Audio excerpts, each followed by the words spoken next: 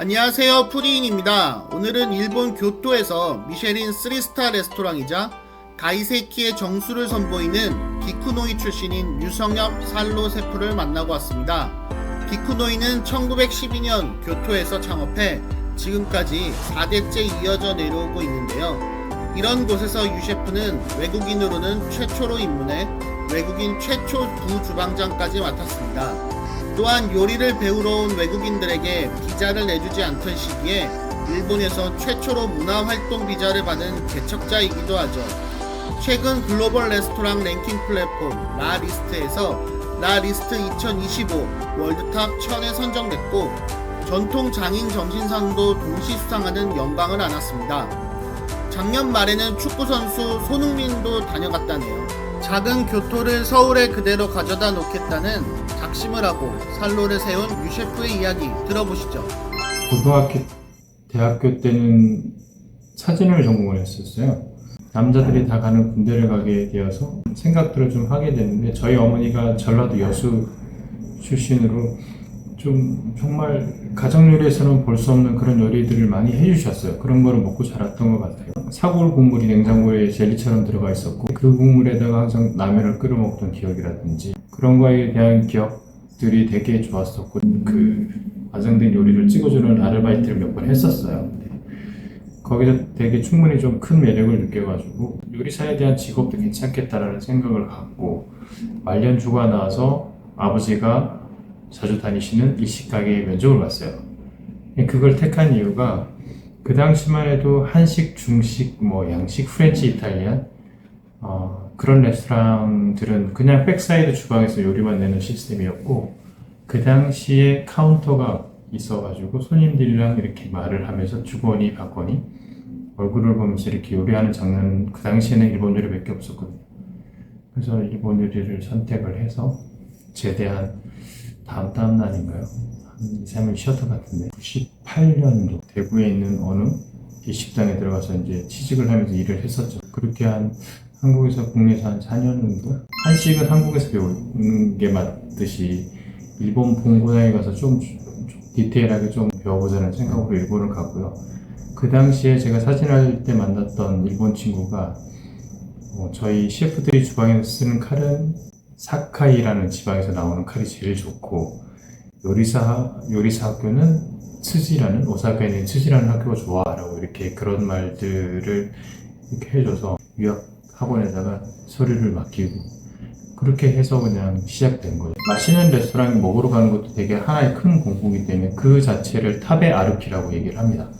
레스토랑을 이제 많이 공부를 하러 다니면서 정말 교토의 사쿠라다라고 이제 그 당시에 미슐랭 2스타였는데 거기에 너무 취직을 하고 싶어가지고 여러 번 이력서도 들고 가고 막 이렇게 했는데 타진을 했었는데 오케이 이래봐 라고 했는데 결국에는 비자가 나올 방법이 없었어요.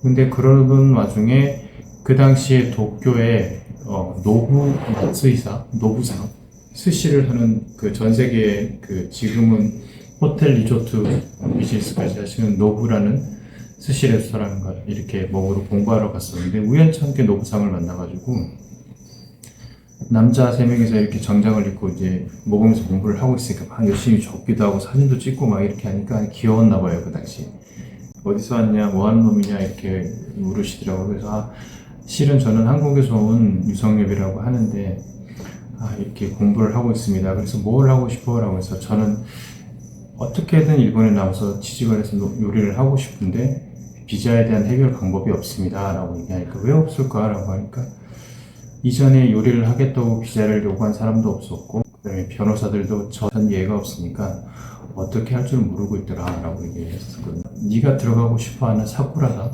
그 가게는 내가 모르겠고 내 친구 중에 엄청 친한 놈인데 교토의 무라타 지금의 스승님이죠. 무라타라는 친구가 있는데 그 친구 가게 한번 가볼래? 라고 한 거예요. 그 당시에는 저는 키쿠노이에 대한 존재도 몰랐고 사쿠라다보다 훨씬 유명한 가게인지도 몰랐고 너무 감사합니다 라고 이렇게 해서 돌아와서 이제 그 노부상이랑 찍은 사진을 동봉을 해서 편지를 적었어요. 노부상에게 당신을 소개받았다. 저는 한국에서 온 유성엽이라고 하고 여튼 취직을 해서 일본 에서 좀 일을 더 배우고 싶습니다라고 하니까 한 일주일 뒤에 전화가 온 거예요. 나 니네 학교에 취업 설명회를 매년 가고 있는데 그때 너를 부를 테니까 한번 나와줄 수 있니? 라고 해서 네 알겠습니다라고 했는데 그 당시에 스승님을 처음 이렇게 영접을 했는데 일단 너무 무서운 거예요. 그래서 제가 한국말을 하고 있는지 일본말을 하고 있는지 모를 정도로 이제 머리안이 이제 완전 그 백지화가 돼가지고 그런 상태에서 옆에 앉으라고. 그 당시에는 외국인 유학생들은 비자를 받을 수 있는 길이 없었기 때문에 취업 설명회라든지 그런 자체가 아예 허용이 되지 않는 상태였거든요. 근데 앉자마자 저희 그 학교에 담당하시는 학과장님 유성엽이라는 친구가 비자를 받을 수 있게 우리 한번 해보자고.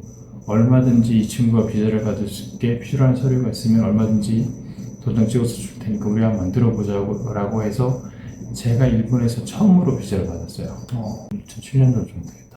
일본의 가장 정점인 어떤 요리의 어떤 풍경을 이렇게 묘사하고 있는 그런 레스토랑이라고 생각할 수 있고요. DC의 하나의 어떤 그런 것보다 그 DC를 담피한 그릇이라든지 분위기라든지 어떤 그 서비스 하시는 분들의 움직임이라든지 모든 게 함축된 어떤 작은 일본 같은 어떤 그런 느낌이라고 저는 생각을 하고 있어요. 외국이라는 사람이 한 번도 들어오지 않았던 그런 주방에 한국에서 온 유성엽이 그 틀을 깨버렸어요. 선배를 2년을 넘고 승진을 이제 그 포지션에 있는데 그 포지션을 넣어주고 그리고 다시 또 이제 구이하는 섹션이라든지 사시미를 뜨는 섹션이라든지 아니면 그 맛을 내는 그런 섹션들은 스승님의 사인이 있어야지 그 섹션에 들어가거든요. 왜냐하면 키쿠노의 간판이 되는 어떤 그런 자리를 있기 때문에 맨 처음 장어를 시작하고 싶은 어떤 그런 건 전혀 없었고요. 자주 오시는 단골 손님분들이 야, 너 장어덮밥 잘하는데 좀 점심에 좀 그것 좀 해줘봐. 캐시테이블도 오픈해 하니까 사람들이 몰리고 네, 그렇게 시작하게 됐죠. 간동식 하면 한번 장어를 칩니다. 부드럽게 밥이랑 같이 먹을 때는 그 텍스처를 비슷하게 맞춰야 되기 때문에 저희는 지금 그 도쿄 스타일, 간동 스타일을 한번 쪄서 내고 있는데 한번 숯불에 굽고 찌고 나서 다시 이렇게 숙을 시킨 다음에 여기 숯불에다 굽는데 불 조절이 이렇게 맞지 않으면 이게 그런 카라멜라이징 같은 이쁜 색깔이 나오지가 않아요. 빠르게 어떤 그런 높낮이 같은 거에 대한 그런 것만 좀 잘 맞추면 뭐 숯이 좋아서 누가 먹어도 맛있지 않을까요? 어차피 양념을 하시는 건 아닌 건가요? 네.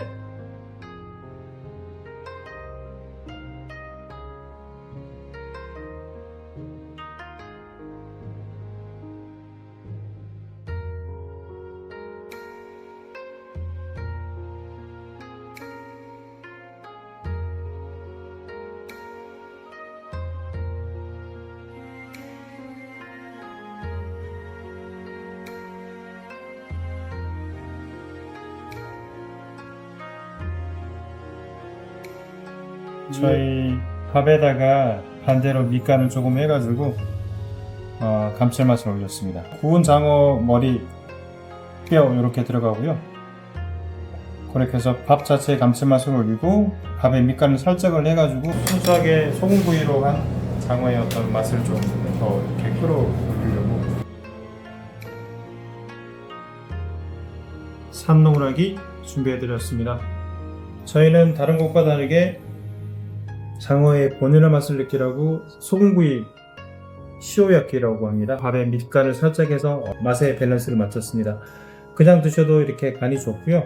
드시다가 장어 타레, 토판염 소금, 위에 제피 열매로 만든 미소소스 조금씩 곁들여 드시면 좋을 것 같습니다. 저희가 만든 츠케모노 반찬 조금씩 곁들여 드시면 좋을 것 같습니다. 장어 머리 뼈에 간에서 맛있는 다시 육수가 나오는데 그놈을 아주 오랫동안 끓여가지고 장어 진한 국물 준비해드렸습니다.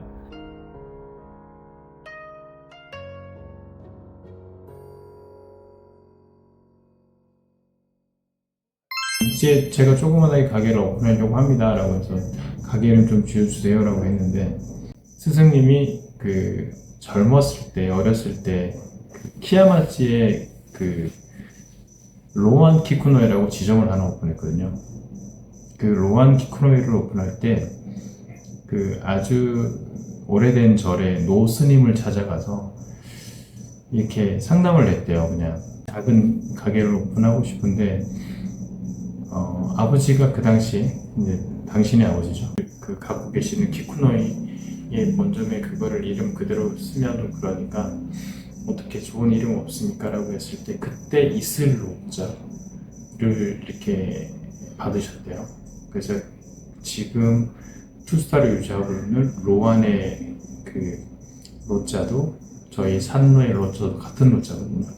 그래서 내가 그때 집 산로를 주시면서 이 이슬 로자는 내가 젊었을 때 로안 키쿠노이를 오픈할 때 노스님한테 받은 한자인데 너한테도 걸맞을 것 같아가지고 산로라는 의미의 어떤 그런 거를 준다라고 해서 산로라고 하면 그 석삼자의 이슬 로자인데 물을 3번 뿌리다는 의미인데 괜찮은 일본 레스토랑 같은 데 가면 그렇지 않은 것도 그렇고요. 손님이 들어올 시간에 바닥에 물을 뿌려놔요. 먼지 날리지 말라고. 그리고 이런 커튼 같은 노랭을 딱 이렇게 걸어 놓거든요. 그러면 저희가 흔히 알고 있는 카페의 오픈이라는 팻말이랑 똑같은 의미예요. 그렇게 바닥에 물을 뿌리고 들어오실 때 나가실 때 이제 그 먼지 날리지 말고 우리는 당신을 이렇게 맞이할 준비가 됐습니다. 그리고 나무로 된 그릇들은 물을 살짝 뿌려줘요. 그런 것들을 다 포함해서 산노라고 합니다. 이게 저희 이제 교토의 교자 쿄 키쿠노이. 그다음에 제가 일했던 스승님의 이름 요시히로, 무라타 요시히로인데 요시히로.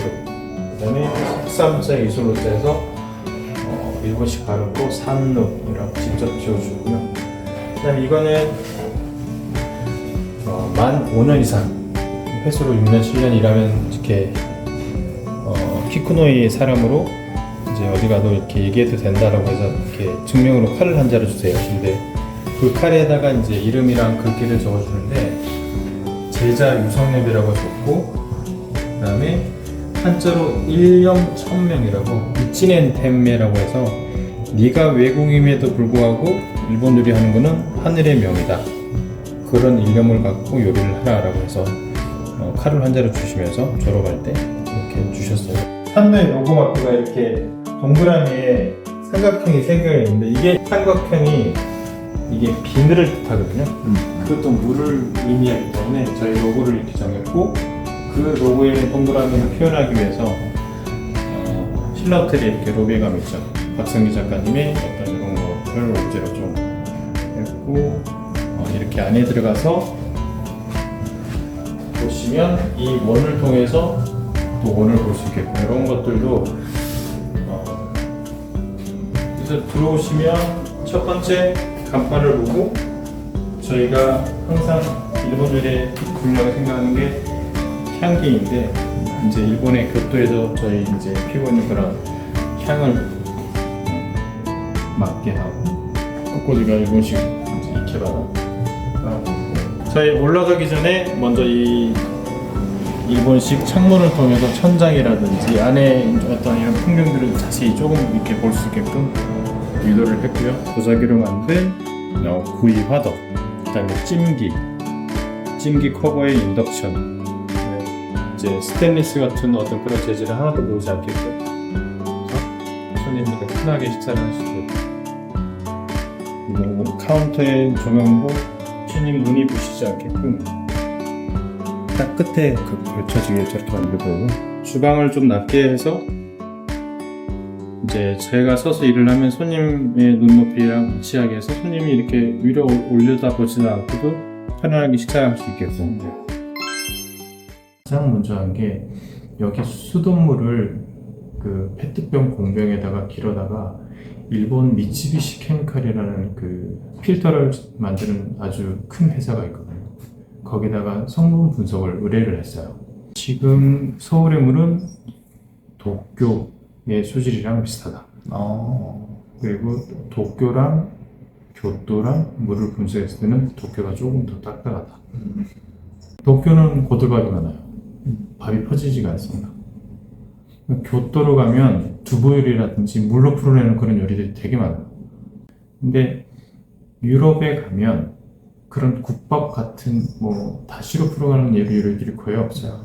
왜냐하면 물 자체에 미네랄 성분이 많아서 경수라고 물이 어떤 그런 농도 자체가 조금 저희들은 딱딱하다고 표현하거든요. 그렇기 때문에 같이 끓이면 우리나라나 일본 같으면 그 다시 육수가 밖으로 빠지는데 거기는 빠지지를 않아서 일본 요리는 물로 풀어가는 요리라서 더 쉽게 얘기하면 일본 요리는 다시가 맛있으면 모든 요리가 맛있을 수밖에 없거든요.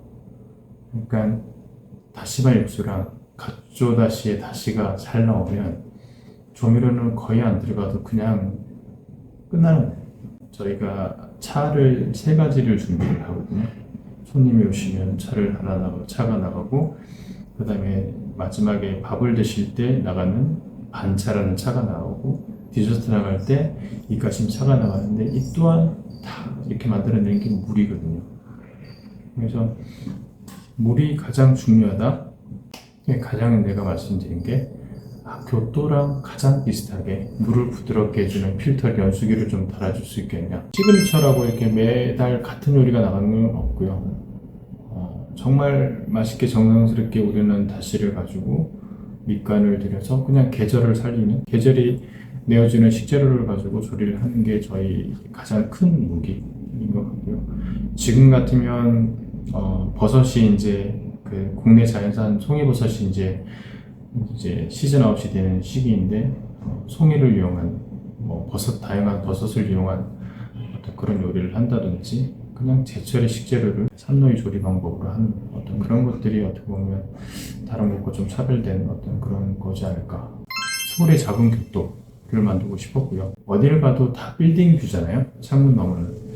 그래서 여기는 룸이지만 이렇게 밑에만 보이게끔 하게 한 이유가 교토에 가면 육기마 마더라고 눈이 맞나 안 왔나 이렇게 밑에만 보이게 하는 창문이 있거든요. 그런 거를 만들어서 일부러 밑에다가 이끼를 깔고 앞에 이제 건너편 빌딩보다는 이런 녹색을 좀 보여드리면서 손님들이 식사를 하시게 하는 게 저의 역할이지 않을까 싶어서 이렇게 조금이나마.